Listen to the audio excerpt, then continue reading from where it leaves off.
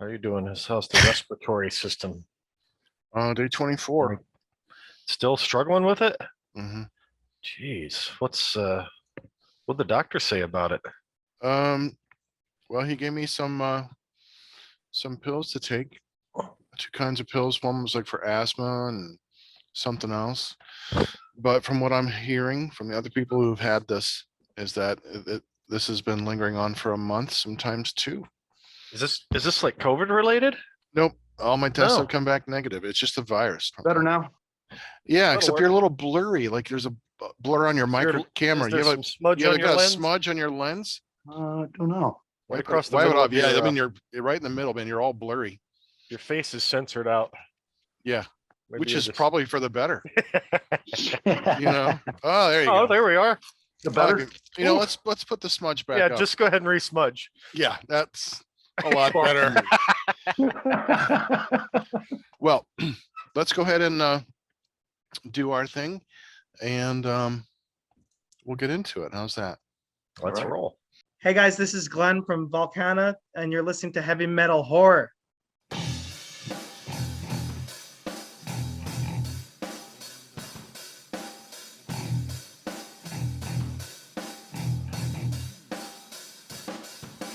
I am Montag, master of illusion.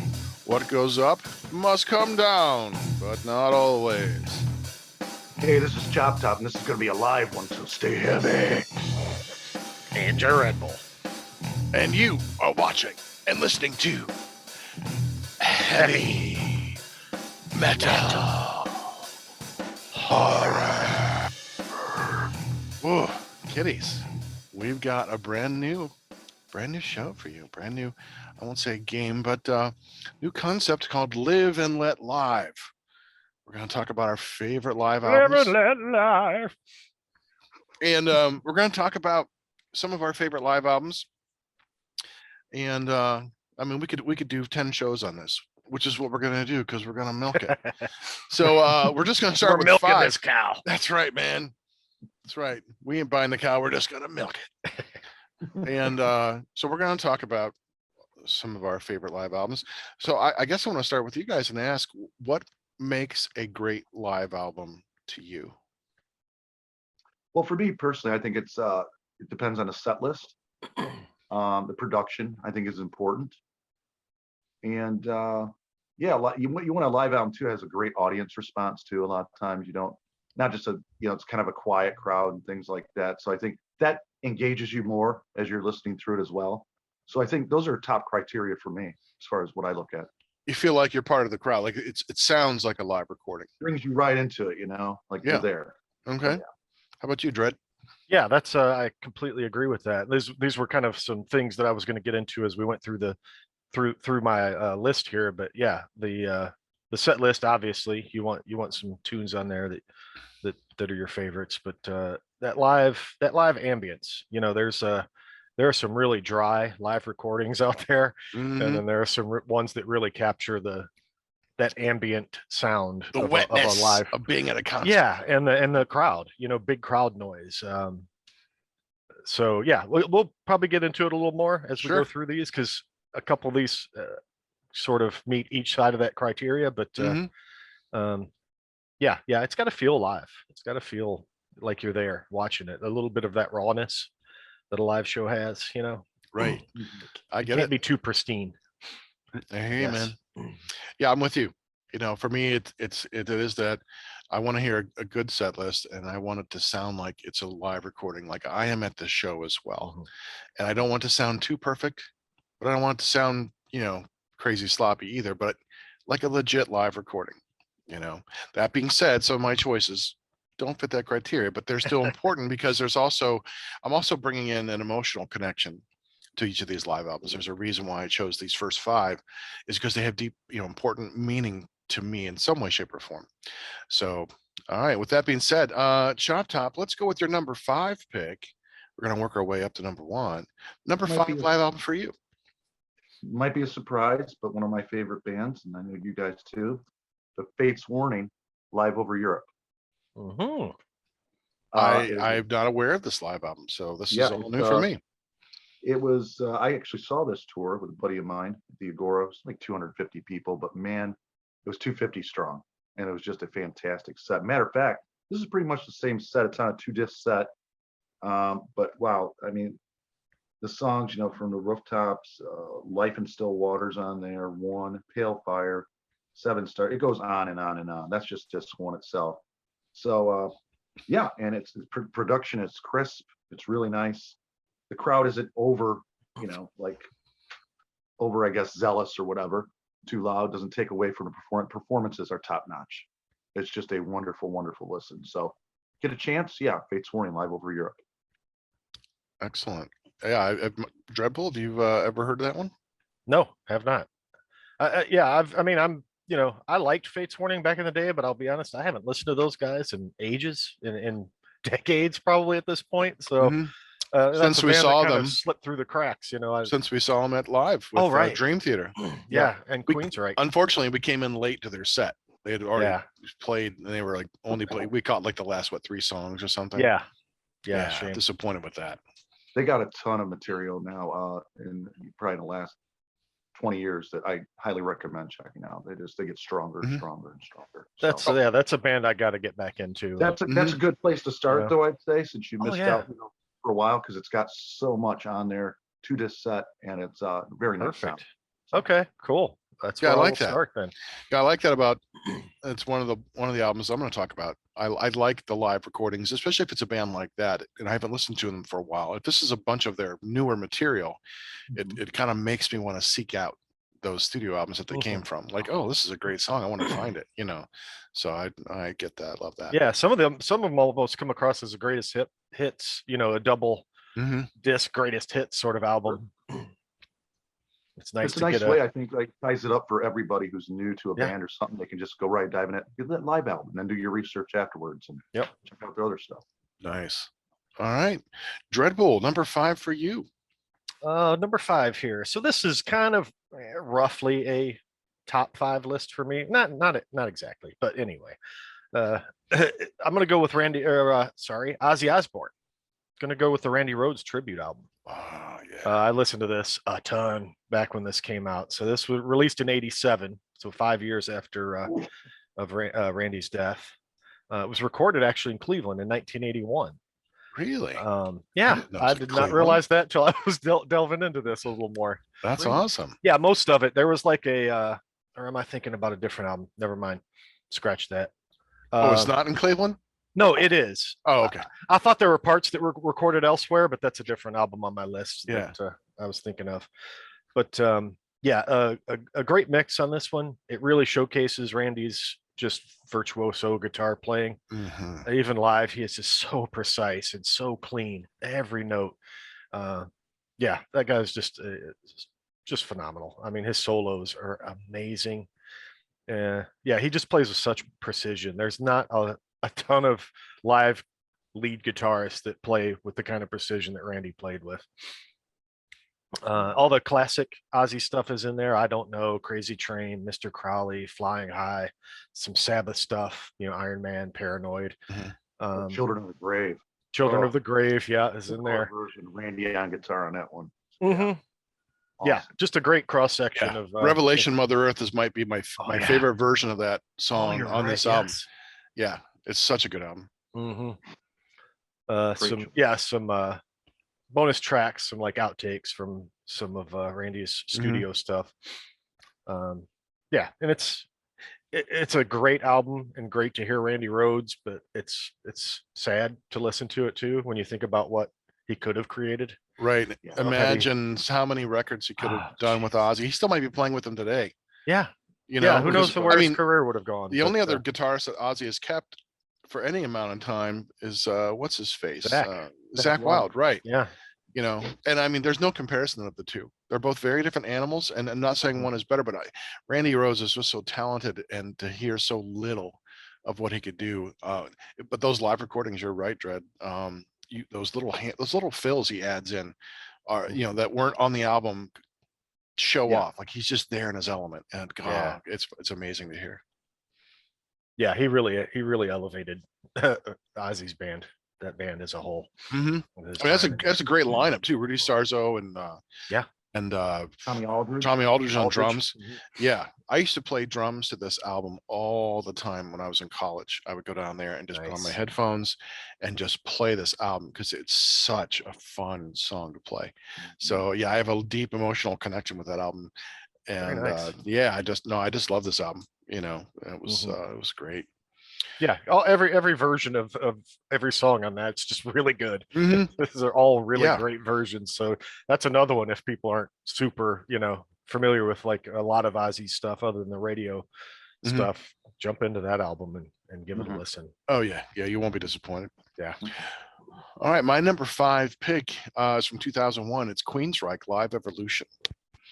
I think this is what draws me to this album is the phenomenal set list that ranges their entire discography. You got sets from Warning, from Rage for Order, Mindcrime, Empire, 22K, NM 156, Walk in the Shadows, Road to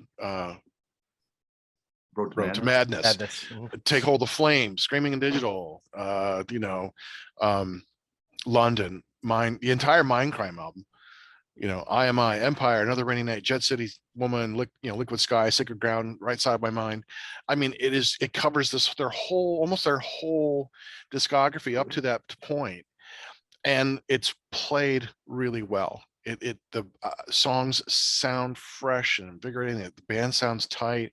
Now, Queensryche is a band that has released some albums after that were live that were not nearly as good. They were just kind of flat. One I'm surprised they released because it just doesn't sound like it's just a bad recording. Just like, you guys were off that night. Do you want to release that one? Now, that's not saying, I mean, every band has an off night, but when you're putting out a record, that's probably not the night you want to, you want to release. But it has a great sonic, sound, and that's why I chose this one. If you, again, if you're not want to listen to Queensryche, you don't know where to begin, I would give Live Evolution a try because you're going to get a taste of everything they had done up to 2001. Nice. Yeah, I'm not Excellent choice. honestly, I'm not generally big on live albums. I just have always gravitated towards studio stuff. So, but there are a few that definitely grab my attention and I go back to a lot. For whatever reason, Queensryche isn't a band that I tend to listen to their live stuff a whole lot. Mhm. I'll get in the mood for a particular album, from them instead of a particular live album. I'll get in the mood for like something specific. I want to hear Mindcrime again, or I get in the mood for Empire. That's got a very unique vibe and sound to it, and I get in the mood for that one every once in a while, or like American Soldier if I need a good cry. So Right. Mhm. that album will do it. So, Oh, I know. Yeah. Yeah. I get but it. Live Evolution is really that's a really good, by far their best. I think Yeah, so. I think made it their best live album. So representative. And yeah, the sound. Montag's right. So invigorating, refreshing, and the band's on top of their game. Everybody plays really well in that. So Yeah, because I think they also released like a couple versions of like they did like Mindcrime live at the Moore. They've done, they kind of Mindcrimed to death, But this sounds great. Because out of the first, when I saw them on the Empire tour, it's the first time I saw them. That's what the first time they did Operation Mindcrime in its entirety, and it was amazing. Just blew me away. And so to hear that again, sounding as good as it did, yeah, that's nice. So there's my number 5. great. Yeah, I miss the DeGarmo days of Queensryche. Mm-hmm. Band was never quite the same. Yeah, after because he left yeah. after this. I think after 2QK. Before that, Q2K. 2Q2? What? Q2K. Q2K? Is that what I wrote? 2Q. That doesn't. Yeah, Q2K. Q2K. Hey, I've been sick. Q-tip K's. Q-tip K. What? KK? Huh? Q2s. Lubing? What? QQ. It's this medicine I'm taking. Yeah, you're stoned. Mucus. We'll give you a pass. No, I'm not. I wish I were, but Mrs. Montag says I need to lay off until I, acquire a new position, and Oh, if I need to uh-huh, pass a drug test. So I have not been baking for months. Yeah. I know. No wonder you're But- sick. I know, right? Look what it's doing to you. Your body's Well, falling yeah. apart. And then for for her insurance for work, they had to we told them I'm a smoker. I enjoy cigars. And so they still made us go pee to prove that we were a smoker or not. And I said, Wow. yeah, I'm like, I'm just not gonna smoke for a few weeks. I'm like, yeah, Yeah. fine, why not? Hey, we'll save us some money. Because I don't smoke that often anymore. I really don't. Yeah, I was the same with my insurance, like, Mhm. are you a smoker? I'm like, I don't smoke a pack a day of cigarettes. I smoke occasional cigars. Right. And that's But what I told them. And they said, You're we're lumped in charging. with the pack a day. Exactly. people. So I went and peed and I had no nicotine in there. I'm like, cool. Then we just found out this was like, I don't know, a month and a half ago, 2 months ago. And then we found out we won't see the benefits Yeah, of I'd it be until the fucked. beginning of 2023. Like, are Oh, you wow. fucking serious? So you Why- I Really? yeah, I'm like, well then fuck you. I'm gonna smoke every goddamn day. Fuck Yeah. you, insurance. yeah, it's weird, man. I know. So she's worried that when I get a new position, they're gonna make me want to go pee and prove that I'm not an addict or something. Gotcha. So yeah, I'm no baking for me. That's her nice way of saying you better get a damn job. And I know. I've been looking. Hey, Wow. I got a good Don't hit screw though. this up. I went through 2 rounds. I'm on after 2 rounds of a job with a company as a writer, a storyteller for a video game company. Oh, Uh, really? Yeah. They're doing a Sims like game, a VR Nice. interaction game, and they were wanting storytellers and dialogue writers. I'm like, well, I could do that. And so I submitted my resume. They said, we're interested. Here's a personality test. What do would you take it?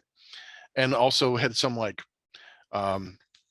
personality test as well as like brain teasers, to figure out. I'm like, okay, let's see, why not? Yeah. And so there were some brain teasers, and one I couldn't figure out how to do it. And I'm like, okay. Well, there was one like, okay, 2 friends are crossing one across the river, and they go to the widest part when there's a boat all the way across, and how do they cross without getting wet? And I'm like, well, fuck. I go, I go, oh, obviously they looked past the bridge that was there. They didn't see it the first time, so they just walked on the bridge. Kobayashi Maru, And Kim's like, I don't think you should have done that. I'm like, so then the next day I get a thing back saying, we read your stuff and we want to give you another test. We like what we see. Wow. So they sent me this really long writing test. Had to like do prompts, write responses to stuff. It was about 3 hours. And so I submitted that, and they said, okay, be a couple weeks and you'll hear back from us. I'm like, okay. Interesting. So yeah, it's a small group, but they pay really well, and that'd be fine with me. That'd be cool. It's kind with of that. cool. Yeah. So yeah, I'm still trying to find other writing jobs and technical writing and all that jazz, but I don't think I have a specialty in a field. Most of these technical writing Right. jobs, they want you to have experience like in defense or medicine or software technology, something. I'm like, Yeah. look, I'm a good writer. I can do what you need. I know how to do technical writing, but how do I prove it? And that's what they want. Proven experience doing this. I'm like, well, how do I get that experience without doing it? Yeah. So anyway, back to shop top number 4. All right, number 4 for me is Black Sabbath, Live Evil. For me, what attracted me to this at first was just the cover art. It spoke to me. I remember getting this on cassette back in the time, and then Ronnie James, the only live album he did with Black Sabbath. Well, no, I take that back. He might have did one at the Hammersmith Odeon, but that was after Live Evil, I believe, or maybe around. I think that it's the same, basically the same set list. But Live Evil was the first one they did together.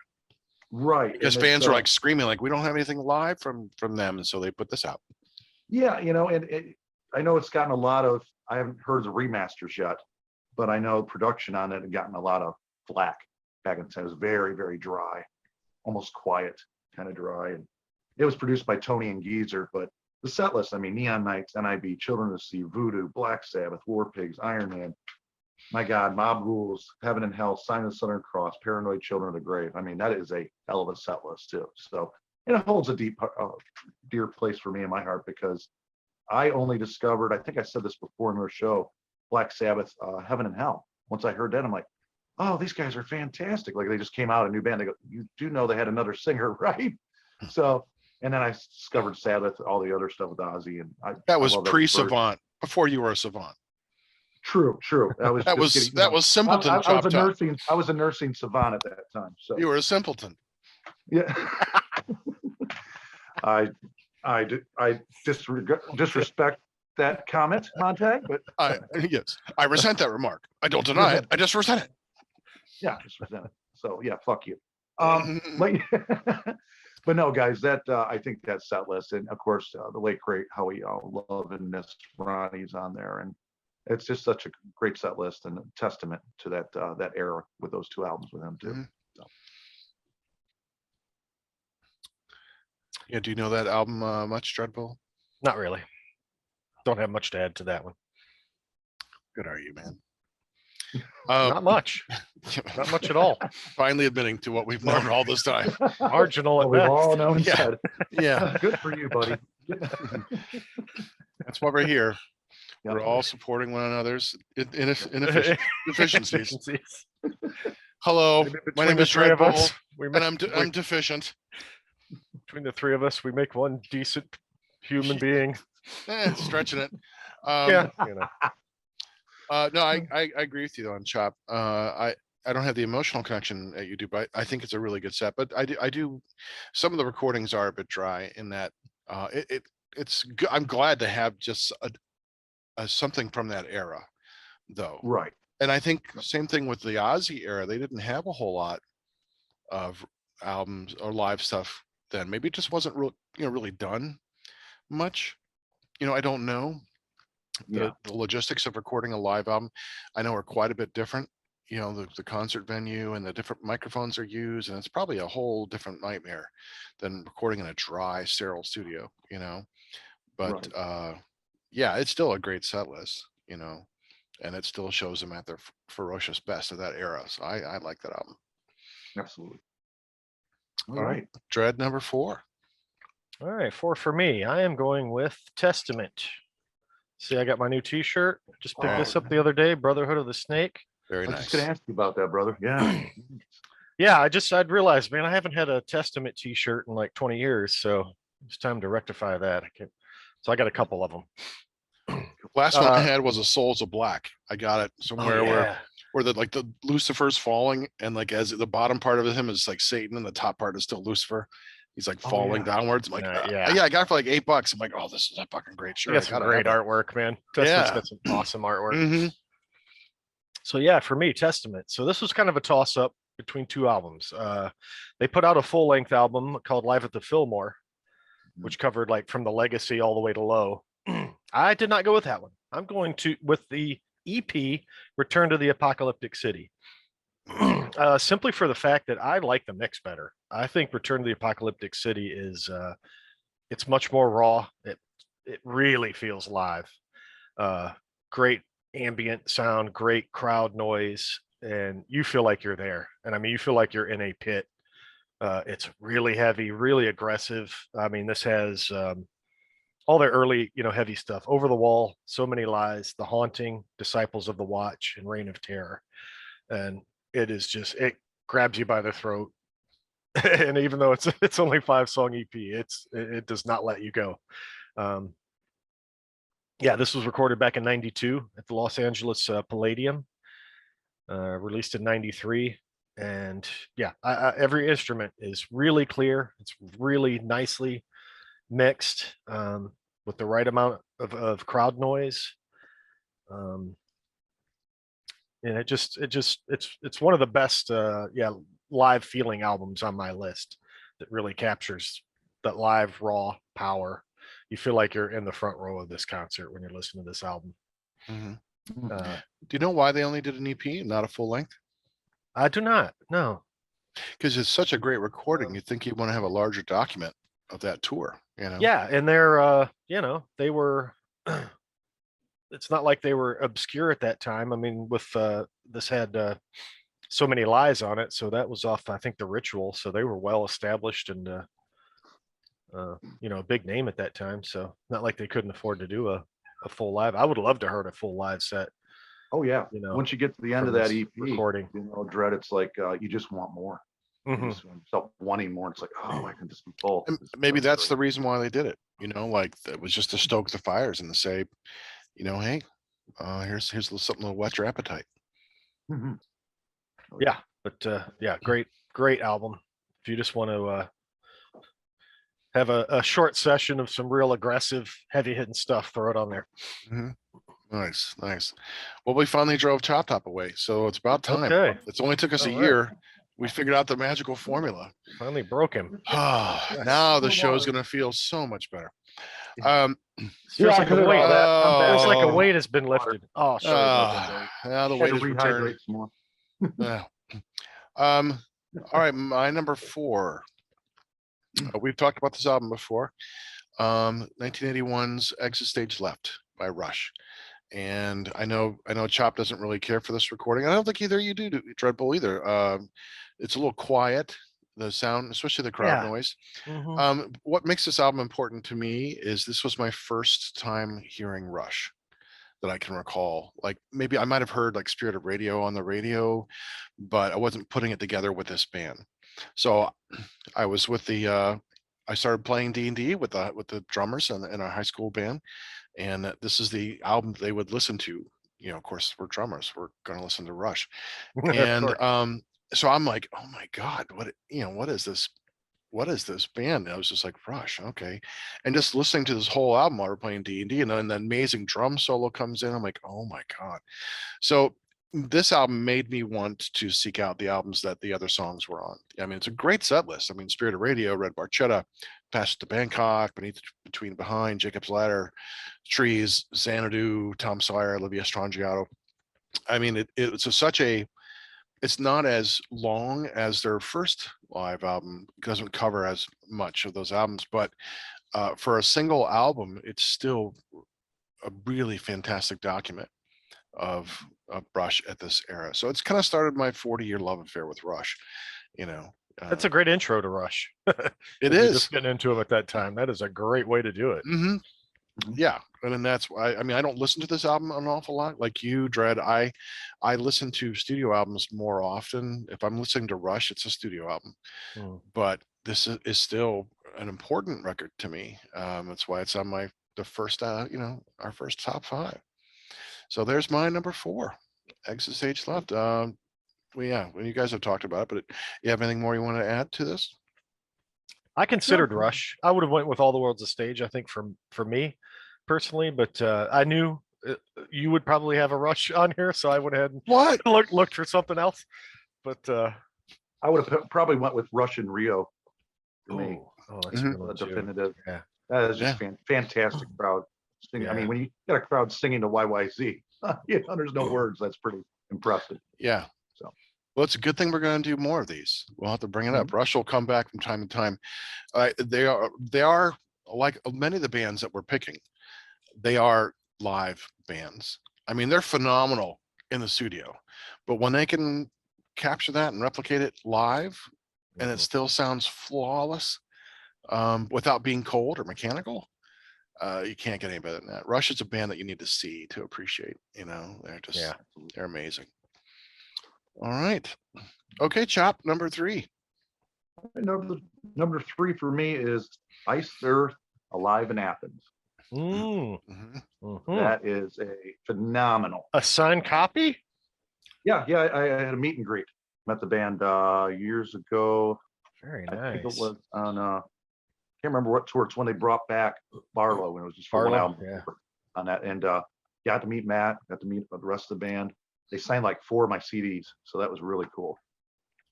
But nice. This is a great documentation of from the beginning of the first Iced Earth album all the way to Something Wicked album, and it just has everything you want on here. Burning Times, Vengeance is Mine, Pure Evil, Melancholy, Holy Martyr.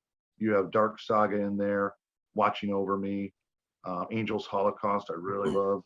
I Died for You, and then it, you know, opens with Burning Times and closes with Iced Earth. So it's a nice bookend too for a Mhm. beginning and end of a live album. So, but it takes it right from their very first album to Something Wicked. Crowd is fantastic. I think the production is really nice on it. Band is just so tight, on fire on it, and it just makes you feel one of those albums that makes me feel like I'm part of the crowd when I listen to it. So, yeah, that's my number Yeah. 3.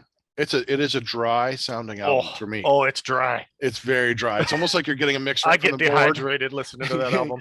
Yeah.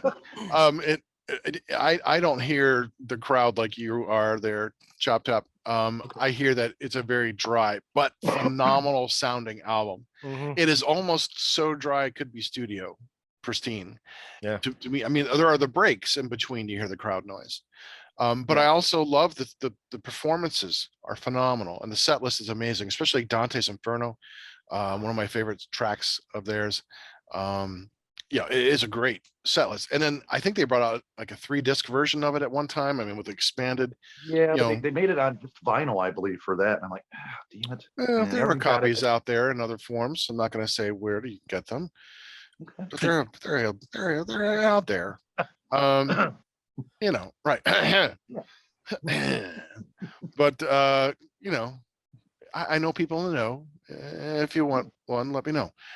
Sure. I know people who know who people know you. So Right. yeah, we'll get in contact with our people, and then they can talk to your people. And yeah, Sure. We'll find someone who has it. Sure. And I guess that third disc that's a great list set on that as well, included on that. So I wouldn't know. Hmm. Technically, I wouldn't know. I can either confirm nor deny the third disc's awesomeness. Yeah, asking despite the questions dryness, that that is a great album.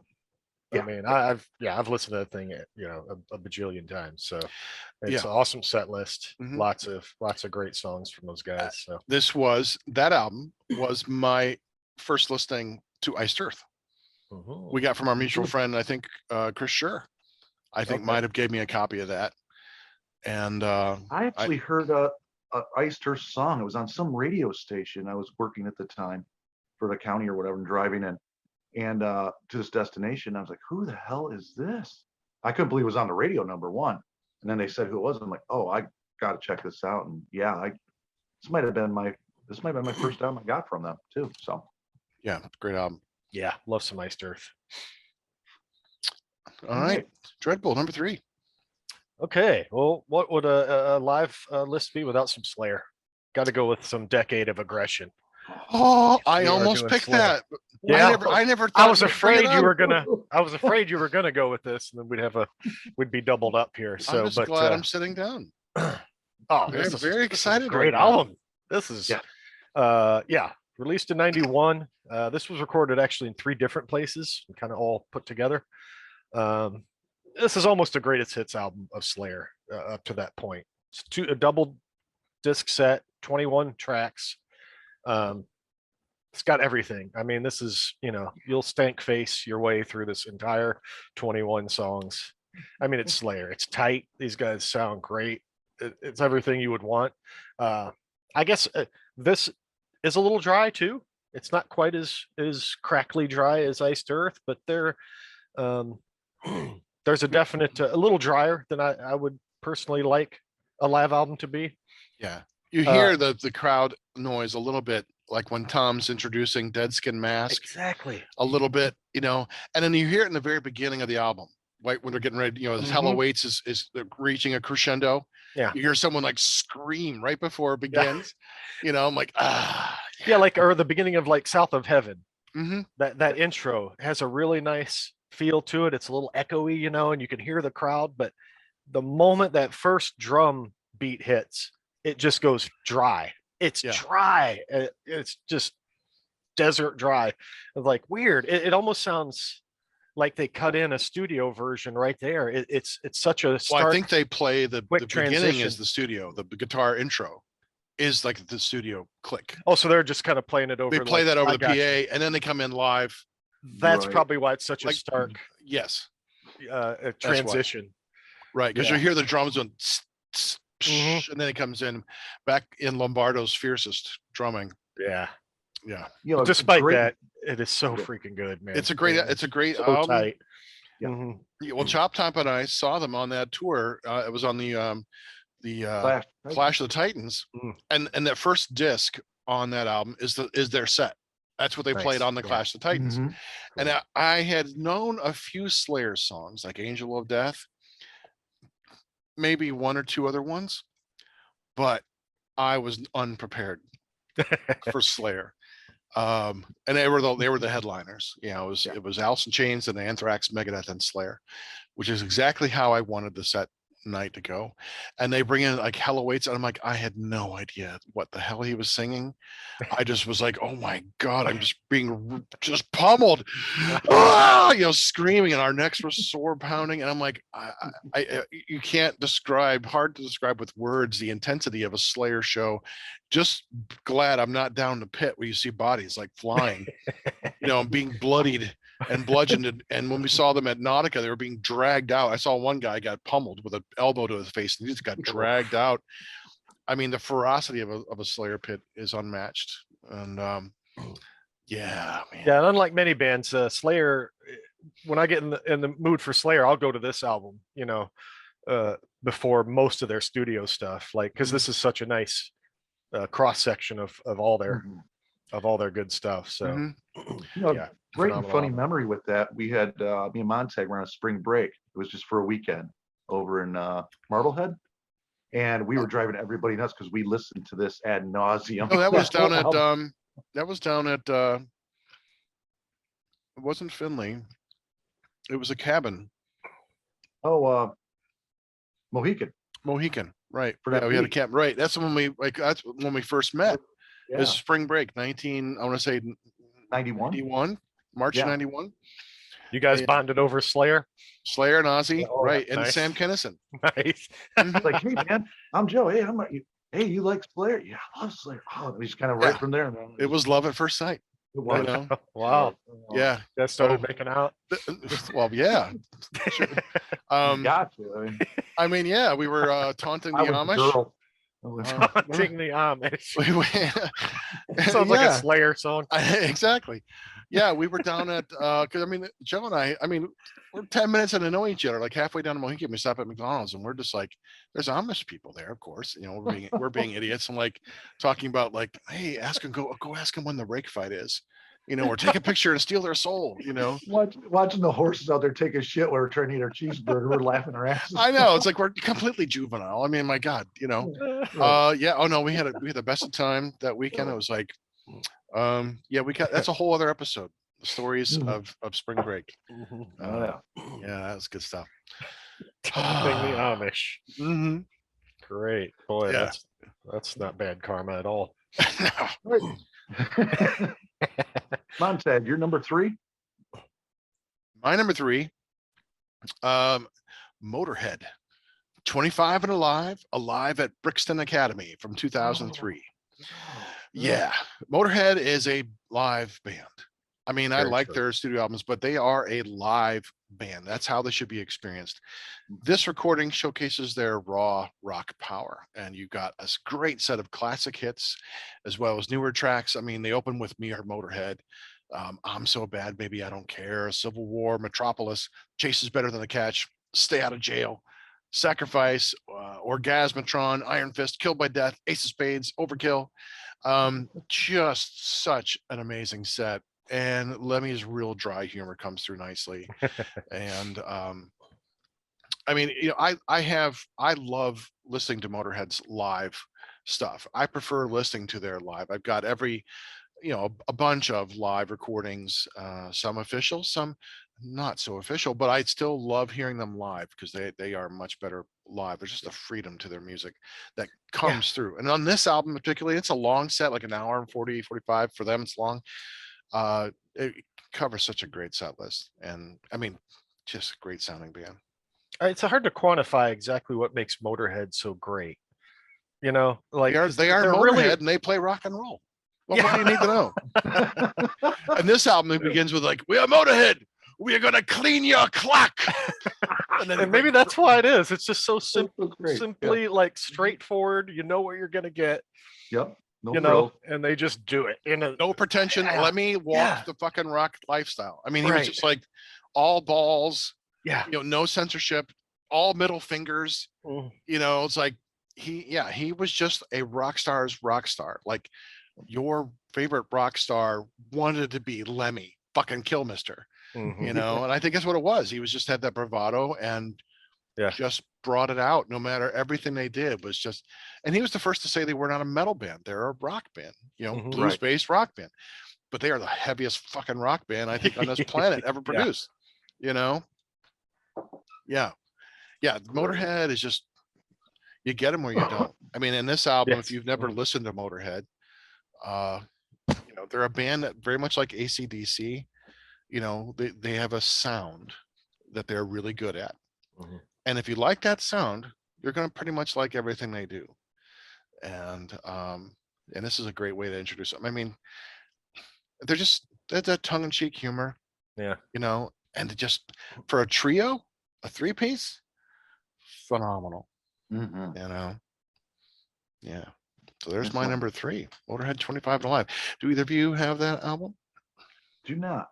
No, I don't either, actually. I'd like. I need to have it. Yes. We'll talk to my people. Okay. Okay. Sure will. More, put that on the list of Yeah. people to talk to. Things right. No People problem. talking and Amish Yeah. taunting. All right. Okay, chop number Very 2. nice. Number 2 is Overkill live in Oberhausen, Germany. Oh, I knew that- Overkill would make this list. that is one I don't know. Yeah, this is a very nice set. That's a great What cover. they do is it's on the anniversary of the respected anniversaries of Horoscope, like 25 years, and also Feel the Fire, their debut, like 35 years. So, or 30 years. So it has both full albums on each side. Of course, after they get done with Feel the Fire is a second set. They conclude with Fuck You, which they always do every show. Great song. But it's also got an additional Blu-ray. The third disc is a Blu-ray of both shows in Germany, and it is Oh, really, nice. I highly recommend. It's very nice packaging. Obviously, the songs, the albums, and the inlays are real nice. I mean, you got different, photos and stuff like that, shots of why they're on stage in Germany. You make me crowd. regret that I've kind of transitioned to a digital library of music.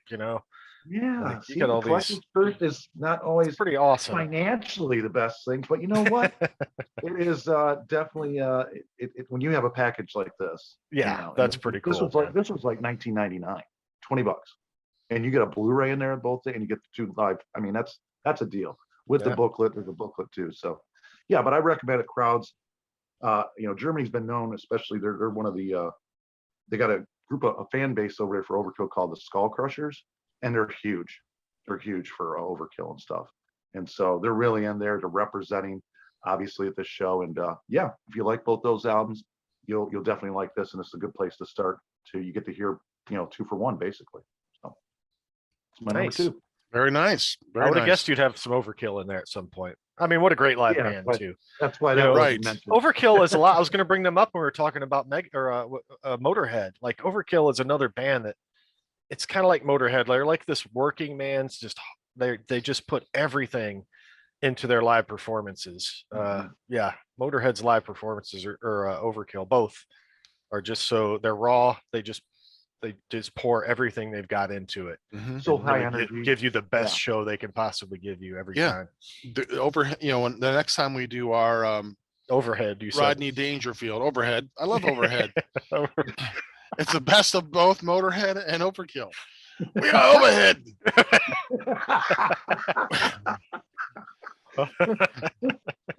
We're gonna play some Charlie.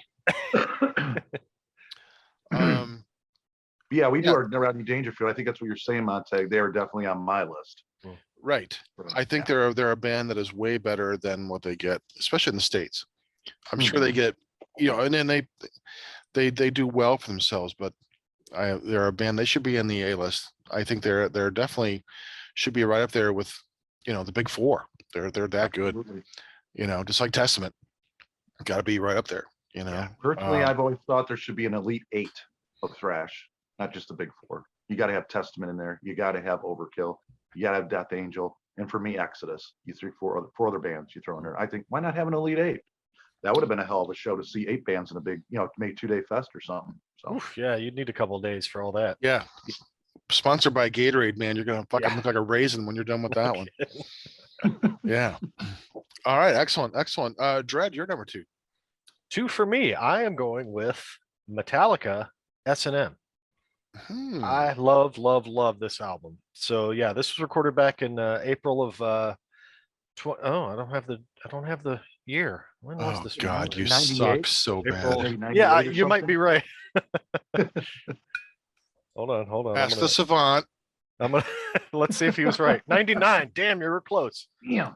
November of 99. Trump this. If Vic were here, he would know. Yeah. But Okay. yeah, this was recorded along with the San Francisco Symphony at the Berkeley Community Theater in California. Double album, 21 songs for Metallica's entire library. It spans their whole library, except for Kill 'Em All. I don't think there's a single song from Kill 'Em All on this. Mhm. But yeah, this was at a time where like a lot of metal bands were doing these collaborations with classical orchestras. Mhm. Was kind of hit and miss. There's to varying degrees of success with that. Some Yes. Right. bands match up pretty good with classical, with orchestras, and some don't. Oddly enough, I think. Well, this one obviously was a good matchup. I think Dream Theater did one called Score. This is a 3-disc set Yeah. with a classical, and I honestly didn't think that worked well. I didn't And either. I think It was what it is like gilding the lily for me. It was like too Yeah. much. You didn't need it. Yeah, right. it was overkill. And I think that's what it is. Like Dream Theater's already so busy. There's so much going on in their music. There's no space to start adding a bunch of classical instruments. And I just think it kind of muddied it, or Mhm. the classical elements got buried in the whole mix, But Metallica is the kind of band that there's room there. Like there's room to embellish with some classical stuff, and it sounds so good. So it's in a smaller venue. Um, Great set list, and they picked some songs that really worked well with this. And I just love this album. I return to this album more than almost any other live album. Wow. I get in the mood for this thing, so I throw this on all the time. So yeah, it's hard to pick some highlights from here. It opens with like Ecstasy of Gold. And then Call of Cthulhu is amazing with a classical Master of Puppets of Wolf and Man, Thing That Should Not Be. It just on and on. Like it's all really. I can hear good. Nothing Else Matters. I've never listened to this record. Oh, you should definitely give Really it. good. I- Really because good. Yeah. I think I hit Metallica fatigue a long time ago, and it's never really quite recovered. So This is the one thing that gets me out of the Metallica fatigue, because it's different enough and it makes them interesting to me Okay. again. okay. Yeah, Uh, I'm willing to give it a try. yeah, give it a listen. And actually, there's a second one that came out in 2020, I want to say, but I haven't really listened to that one. So I'm actually looking forward to digging into that and seeing what that one's. I saw Oh, Metallica awesome. on Carpool Karaoke the other day with Billy Eichner, so that was pretty good. Yeah, just listen to the first 3 tracks. Throw it on there: Ecstasy of Okay. Gold, Call of Cthulhu, and Master Puppets, and Yeah, you'll Dread- keep going at that point. Dread, I think it's probably one of your favorites too, because you have such a love affinity for symphonic metal. So that probably Definitely, captures you yeah. in there too with the No, you're with right. the symphony stuff. So I think that would really makes it a favorite for you, especially. Mhm. Yeah, No, you're definitely right. Mhm. I should have brought that up, so I'm glad you did. Thank you. yeah. I I've am reached the out to savant. a Finnish welcome. symphonic metal band. I forget their name offhand, but I've reached out to them. I see them on YouTube all the time, or Facebook. Their commercials for their new album, and I reached out to them to see if I can get them on the show, because I know how much you like their metal. They're very much like Nightwish and those kinds of Who is this? bands. Do you remember the name? No, Okay. I don't. I'll look Yeah, it up. Nightwish, Epica. I love. Yeah, it's that style, both of those female bands. lead singer, Yeah. Oh, nice. very technical, metal band, kind of that sound. They're from Finland, and I'll pull up here in a second. I can always cut this out.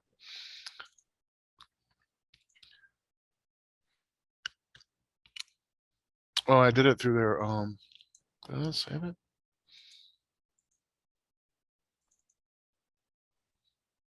No, must have not saved it. Oh well. Yeah, in fact, I should try to reach out to. It would probably be really hard to get somebody from Nightwish.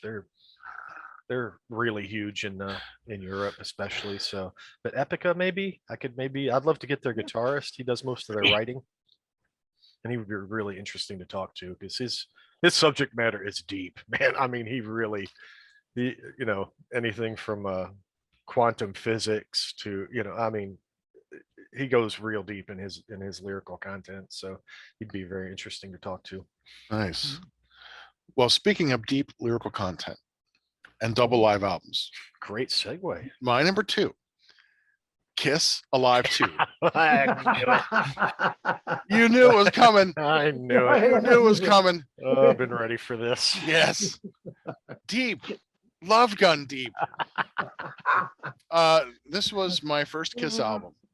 I had heard Kiss, because during the wintertime when we weren't going out, kids would bring records and we would listen to them during like lunch. After lunch hour, we would play for half an hour and I'd listen to Destroyer and Love Gun and these things. And so I'm like, I wanted a Kiss album. And this was the album that I got. And it's a double live album. It comes with tattoos. It came with tattoos. I remember wearing all the tattoos on my arms, like I wasn't milking around. I'm like, I'm wearing them all. That's hilarious. I remember I get to class, my teacher's like, what's that? With this like look on her face. I go, it's Kiss. I was like in 5th grade, I think 1977 when this album comes out. So yeah, it lasted for like a week. Now those things are good money if you can find some Kiss tattoos. But this Kiss was the first band that I really got into. And this album captures the energy of an early Kiss era show, but it was a little more friendly to my ears than their first harder album, Kiss Alive. That was from their first 3 albums, which are arguably the best music they've done. But by the time like Destroyer and Love Gun or Rock and Roll Over and Love Gun come out, Kiss is doing a little more pop metal. And this Kiss Alive 2 kind of covers that era of Kiss, the second 3 albums. So you get Detroit Rock City, Ladies Room, Making Love, Love Gun, Dr. Love, see a lot of love themes there. Deep love there, Dreadbull. Christine 16, I Stole Your Love, God of Really Thunder. thought-provoking. Yeah. So, and my friends and I would listen to this record and we would pretend that we were Kiss and we would like pantomime it out to get like playing, like singing, like, yeah, we were all in their living room, like, yeah. Sticking your tongues out at each other. Oh, yeah. We'd all take turns, like, okay, who's got the cool solo? Okay, you want to be, okay. Everyone wants to come by. They all want to be Gene Simmons. Like, no one want to be Peter Criss. Even Peter Criss didn't want to be Peter Criss. And so we all did that. We acted the concert, and in 5th grade,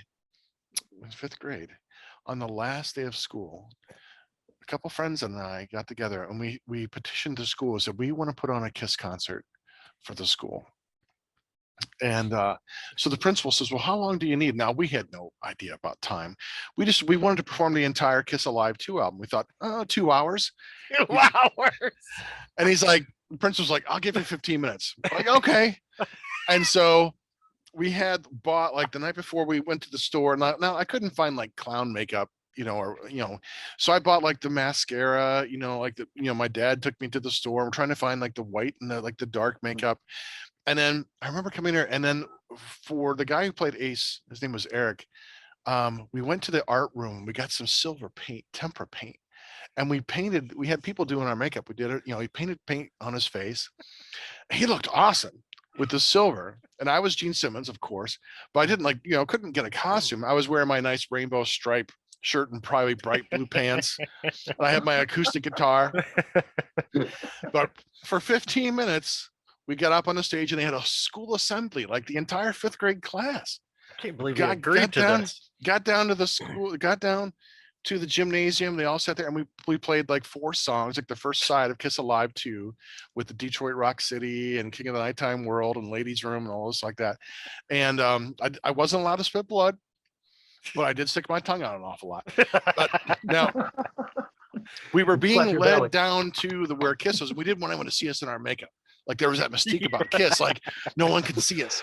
So we had people like, putting towels up over us so they couldn't tell who it was. We're being led down to the stage.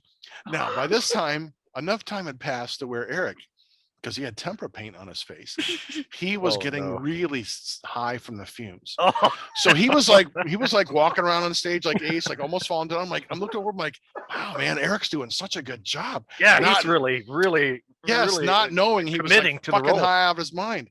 And then he, like, after the show was over, he like passed out. Oh, He had to be taken to the God. nurse's station Oh my God. where they like took off the paint. It was the paint fumes got him sick. Yeah. I'm surprised he uh, didn't have a rash on his face or like burns Yeah, on it his was skin. awesome. And so I'm like, and after the show, I Great. remember some kid came Great up and show. asked for my autograph. So I got to sign it, just like Gene Simmons, That's what happened to you. It You've did. never been the same since. I've never been the same. You've been I was- chasing that high the rest of your life. I know. All I need is tempera paint. And on the way home, This is where your megalomania came from. I make no bones about it. Until the belly slapping incident, I was a fan. It was a good 35-year. What a Kiss journey Space. you've been on. I know. I mean, I wrote a song for the Escape Little Pigs. I want to be just like Gene Simmons. I would spit blood and stick out my tongue. Come on. I know Montag history. Yeah. Exactly. Kistery. Yeah, and I didn't wash my face. I wanted to wear the makeup all the way Yeah. home. So I walked Yeah. home with the makeup on my face going, yeah, Nice. fucking Yeah. awesome. Look how cool, Mom. Cars going by like, Yeah. check that dude out. He's so cool, man. Exactly. That's the stuff Wow. that you think when you're Is that like guy famous? 10 years old, Yeah, and totally. I looked awesome with my acoustic guitar and, clowns never laughed before. And, Walk in your house and go, get up and get your bread. Exactly. Yeah. No, Kick the door in. I was like feeling like so good. Mom, I'm home. I'm the rock star. Like, yes, I've something to made it. Yes, I am a rock star. And that's where it began. So, Oh man. wow. Kiss Alive 2 still has a soft spot in my heart because it's hard not to remember that day in 5th grade. Goodness But gracious. I think Kiss Alive 3 is a better album, but Kiss Alive 2 is always going to capture that when Kiss Mania ruled the world. I mean, Kiss was just everywhere. It was just that one day when you were famous. That's right. That's more days than you have. So hey, I'll take that. Well, you got a point there. Yeah. 10 and done. There's the story of my life. One brief Peaked shining at 10. moment. Peaked at 10. Exactly. So there you have another great story. You did not. I don't think you knew that story. I've never about me. heard that full proper story. Yeah, that was Fantastic. awesome, man. That was Yeah. good. So there's my number 2. Wow. Oh man. Now we've got it recorded forever. Yeah, this would be a great. fucking It says a episode. lot. It really a lot. Now you a lot understand me. clicked there. Now things make sense. Well, I wouldn't go that far, but things make a little more sense. Right. All right, so now we're down to number 1. Shock Top, our number 1 live album. All right, number 1 live album for this segment. I'm choosing Halford's Live Insurrection. Rock in Rio, he did this, and this was his Resurrection tour. It is just loaded with everything you can imagine, from Priest stuff to the Resurrection album to his fight stuff as well. And there's 3 extra studio tracks at the end of the live thing. It's a 2-disc set. One's called Screaming in the Dark, which is ferocious. Heart of a Lion, and then Prisoner of Your Eyes is almost kind of like a ballady kind of thing. But this is just, you talk about crowds. I don't have to tell you. We're definitely in the future going to be talking about other live albums, that in Rio recording. Those crowds are just ferocious. Production's fantastic. This band, he had this lineup in his solo days. It's the best lineup he could have created in this. Top-notch musicianship all across the board. And like I said, the track listing is just, it's killer. So you haven't listened to it, get a chance and check it out. What year is that one? This was around, I want to say, let me see, Resurrection came out in 2000, so it had to be like 2001. I wanna Okay, say. so wow, a lot older than It that. should say on the back of realize. the disc. Yeah, Yeah, I don't have that's small print. Oh, you don't have your Double glasses. button, Okay. All right, where's my old man? where's my spectacles? Okay, I get it. I understand. Yeah. But yeah, guys, I recommend to our viewers, anybody who's just curious about Priest, Halford solo stuff, that's a great starting point right there. Live Nice. Insurrection. Yeah, I have not listened to that album. Oh, yeah, All right. that's Surprise, surprise. I'm gonna take a hazard a guess that I think I know your number one live album here, Dreadbull. Mhm. Oh, there could be only one. I mean, this is it. Yes, This is the I- live album to end all live albums. I think I'm with you there. Yeah, Now I'm getting yeah. the feeling. You got to go Maiden. You got to go Mhm. Live After Death. I mean, Mhm. what else is there? And yeah, for me, so this is both the live album, the album itself, the production and everything, but there's nostalgia here. So this was the beginning of my metal journey. Thanks to you, Montag. This is where I got introduced to real metal. This is where I lost my soul, really. With Your virginity, I popped your cherry. That too. Well, Yeah. you lost your interest in Milli Vanilli, huh? You finally crossed Yeah, that I moved boundary. on from All Michael right. Jackson. Moving on up. Yeah. Yeah. So this was when you discovered Maiden, Montag, and you started listening to them, and it was a little scary for me and a little heavy, and the Satanic Panic was in full force. So, all this metal stuff was kind of scary. And Iron Maiden was dead center and all that with their Number the Beast and all that stuff. So yeah, this was like, I don't know.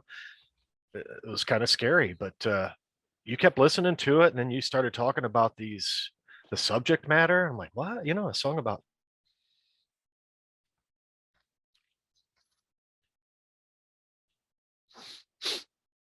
that's weird. So I Yeah, thought that, stop. So let's Oh, go oh. back to it froze up. Must have froze up or something. okay.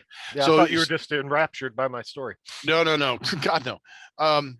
Let's go back to something about subject matter and then whatever you said. Yeah. Okay. So yeah, you the fear of these kind of bands for me at the time, uh, but you were listening to them. You were really starting to get into Maiden, and yeah, you started telling me about the subject matter, the stories, and these songs about mythology and history, and like, wow, it kind of blew me away. Like, I didn't know they're not talking about worshiping Satan or killing people. So this was kind of a revelation in itself. Like, okay, so I think you probably made me a copy of this album, and I would just kind of Probably. like fast forward through the solos and stuff, and I would just listen to the lyrics. That's what really drew me in. Like, that's really interesting. Flight of Icarus, Power Slave. Like, this is cool, and yeah, so slowly, like the music itself started to grab me, and I listened to this tape. I had just one of those little portable cassette decks. I would put that on my nightstand every night and put this album on, and I would fall asleep to this album every night. And I'd listen to this till I wore it out. I mean, wore the cassette tape completely out. But no, this. So beyond all that, the production quality to me is the perfect live sound. They have the perfect, like, every instrument is pristine, along with the the great crowd noise, and that live ambience, a little bit echoey. You feel like you're in a really big arena, this was at Long Beach, obviously. And Mhm. yeah, just the best mix, man. I can still just turn this on. It's like you're there, crank it all the way up, and you're fully immersed in a live experience from Iron Maiden. One of If the we were best doing live there is. our live of all time, this is my all-time favorite live Yeah. album. So Mhm. so if this was a top 5, this would have been my number 1 beyond anything else. Yeah, mine And too. there's still so much nostalgia. I'll choose for another segment where I'll discuss my nostalgia and what it means to me on that. So, but Cool. yeah, I agree with everything you say. I know I wore the hell out of my first cassette. I had to go buy another cassette of it. Uh, just stare at that artwork and Oh just God. then me and a buddy used to sit down and just try to draw Eddie off of that, Mhm. so you could do the better Eddie, and stuff, just while we're listening to it. So yeah, like everything you said, that nostalgia, and just you can't get enough of it. So Yeah, it was the whole package. And eventually I did get the album, I started collecting the Maiden albums, and this album, open it up, the liners and the booklet that came with it and all the pictures and everything. And I mean, back then we didn't have the internet to see all this stuff. So you only got it in these little bits, Yeah. some live photos of Maiden. And then, eventually we get a VHS, and we got the VHS of this and wore that thing out. I remember Yes. our parents would get together and play Mhm. cards, and we would just sit there and watch Maiden Yep. Live After Death over and over and over. Hmm. catch our dads watching. They'd be in there Yeah. in the dining room, and they were always peeking in there to watch Maiden along Yeah. with her. Maiden's attraction knows Even no though they'd bounds. be like, "What is that noise? What's all Right. that? We What catch are they them doing?" watching. Oh, hey, we can't watch that. Yeah. It's like when I bust my dad watching Motley Crue. Looks at kill. Exactly. Hey, oh, hey, I like that name, Motley Crue. Like I know why Like you're you caught him watching. watching porn. Exactly. Exactly. You're watching that. Yeah, you're watching that girl in that catsuit crawl around. Right, I know what you're watching, exactly. Dad. You know what part he's looking It's at. all right. I got some Kleenex for you. Looks to Don't kill. worry. Exactly. No, So yeah, it was Maiden. It was the whole package, man. Mhm. Just Yeah. Obviously, this is my number one pick as well. This embodies all the power that is Maiden. It's a Mhm. double album, with the gorgeous booklet with all the photos and like the tour schedule, yes. the list of all their equipment. Mhm. It was like a larger than life presentation of a larger than life band that we caught early on in their career. Mhm. That when at their ferocious best, and then the amazing set list. I mean, and like you said, I know they talked about the making of this. They went and recorded over 4 nights at Long Beach, and then a few nights, I think, in England or Germany, somewhere else. And they rented special microphones for this show to record this show. Normally not the microphones they would normally use, because these microphones were a lot more sensitive because they wanted to hear everything. You could hear every little ping on Nico's power right, ting ting ting, Yeah. like on Aces High. Absolutely. It would just cut right through everything. So the mix is phenomenal. Cool. Then you had a stereo with some kind of like a expander or something that It was the EQ that I had with my stereo. and you pushed a button and it made it even better. I'm like, oh my god, as if it couldn't sound any better. It did. It just It did sounded more something. live even. Yeah. It did, right. And we're like, and we spent the summer of '85 listening to this album over and over again while we were doing D&D and Yeah. playing D&D, planning D&D, working on D&D, hanging out. Could life ever get better than that? Like that's No, like kind of like the seriously. pinnacle of life. Right. We didn't have Summer to work, vacation. done with school, at least Yeah. I was, no responsibilities yet, Yeah. playing D&D, listening to Iron Maiden, and jerking off as much as you want. What more could you ask for, Right on. Right. And I remember watching this with my mom because MTV would show it. And Mhm. I told her that I was going to have long hair like Steve Harris. And she's like, no, you are not. She would say, I'm like, nope, I'm going to, right down to my ass, mother. And Like I kind of Bruce. did. I did. I grew it out Yeah, really long, you had some long ass hair. I Yeah, did. man. It was down to the small of my butt crack. And then she just laughed. And I remember watching Number the Beast. And I would purposely try to start talking over the chorus. Every time they got ready to sing the chorus, I would start talking to her like this because I knew don't wanna hear if she heard Yeah. 666, Yeah. you would start thinking, oh, they're worshiping Satan. Oh Let's yeah. go back to church and I'm going to Mhm. baptize you again. Burn them. Burn Um, these albums. Burn them. Exactly. Mhm. But this is the soundtrack of our lives, Dreadbull. I mean, honestly. Oh my god. Yeah. This was. The sentimental value, the nostalgia is perfect, but the album just stands up. It is still. I don't Yeah. think I've heard a better version of Rhyme of the Ancient Mariner than on this one. That I solo agree. breaks in. It almost makes you want to weep. Absolutely. That first note, that solo, Uh-huh. Adrian Smith comes in. I'm like, oh, I agree. it's just perfect. And I like having both versions. We have the album version and then the video version, which are different concerts, different versions, Mhm. slightly different recordings. So it was nice to hear different versions of it. And it was the first time we got to hear a great Bruce rant, especially on the video. Right. Mhm. Less so on the album. But then we realized, oh, Bruce is funny. He's got it. And now You know what's funny? Like even when we started getting into Maiden, like I said, I had this kind of like this fear and all these preconceived notions of what this kind of metal was. And I remember like when we started learning who this band was, and you're like, oh, okay, yeah, now I know who this Steve Harris, on bass, and Dave Murray, and I'm like, those are just regular names. Like what? I thought, this is going to be like Satan's nutsack and Beelzebub over here. Like, I thought it was going to be these whacked out, like satanic names and everything. It's just like, that's just their normal names. Dave Murray, that's not scary. It was all so weird to me. And like, it kind of blew my mind. Like, this was not what I was expecting. None of this, wasn't what the narrative had built up in my brain, like what this was all about. It was nothing like that, and it was just such a revelation to slowly like those walls got broken down, like, okay, I realize what this is now. It's just a bunch of dudes making music and Right. writing interesting lyrics, you know? Right. They don't have to be evil. And like when you see Yeah. when you watch the video of the 12 wasted years or whatever it is, and you see like Steve, you finally hear him speak and he's Yeah. up at the bar and asks for a pint, like how Yeah. quiet, how Yeah. soft spoken he is. I'm like, Right. what? Because when you see him play, he's like, lip syncing Uh-huh. it. And he's just like, he's in there, and the same thing with like Dave Murray. He's just so quiet. Yeah. Nico and Bruce are like, I mean, Bruce has to be the great front man. I mean, he just carries it, the Oh, man. personality of the Yeah. band. And Nico is he's just crazy. Mhm. I mean, Yeah, he's like a goofy uncle, yeah, Nico. right, exactly. He's the fun one. Yeah. But to hear Steve Harris and then talk very humbly about their music and just quietly, it was just such a, like, we were just like, wow, this is them. Yeah. Not at all what we were expecting. So we grew up in the area, and this is like the MTV era, like videos like Van Halen out there, Motley Crue partying hard, excess, drug, sex, Girls rock and and roll. Right. Yeah.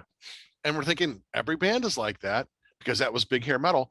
And you see these guys like, no, we're just having a pint at the pub and just talking. Like, Not playing some soccer, right. Football. Yeah, a little low key. There's Bruce doing some fencing. Right. Yeah. Like, this what? is this is not what Satanists are supposed to be doing. Yeah, Like, Satan on the soccer field, huh? yeah. Okay. It was such a weird revelation, as I went along and learned more about him. Like, okay, this is not anything what I expected this stuff to be. This is definitely the most reached for live album ever for me too. I mean, you never get sick and tired of it either. You can go back to any day, For sure. anytime. Yeah. Yeah. I could have easily done 3 albums on this list. Could have been Maiden. Right. I got to dole it out. Yeah. Save them. Right. I think you both know what number 2 is for me, but we'll save that for the next time because that will definitely be on my list. Cool. Yeah, I got to definitely put this on my list, and the next time. And yes, yeah. But because it's nice to introduce and get all these other live ideas. I've mentioned some for you guys you never even heard of or listened to. Mhm. Yeah. Brought me some ideas, so it's like, it's a lot of fun. Great segment. Yeah, this is good. I enjoyed it. Me too. A lot of live music out there. Mhm. So, kiddies, if hopefully if you've heard these albums, great. If you have some suggestions for live records, direct them toward the Savant. He knows. So, and he'll buy everything because Yeah, he'll buy anything. I know because he's a whore. So A hoarder. yes, exactly. Yeah, you can't get hoarder without the word whore. I'm just a dir. All right, are we done here? Hoarder. Are we done here? We're done here. We're done, but Good. we're All right. we're Hey, you can devolving. find Heavy Metal Horror at unsaneradio.com. Yeah, we've been done for a long time. Listen to full episodes or download to your device. You can find us on Facebook, Heavy Metal Horror Podcast. On Instagram, look for Montag Lewis, one word. Our YouTube page, Heavy Metal Horror Podcast. Don't forget to hit the subscribe button if you're watching. That's where you're at. And we're also on Roku, Hotel Metal Jam. If you know someone who'd like our show, tell them about us. This has been Montag, Master of Illusion. And Chop Top. And Dreadbull. And you've been watching and listening to Heavy Metal Harder. This is Doug Helvering, and you have been listening to Heavy Metal Horror, the best podcast that you've never heard before.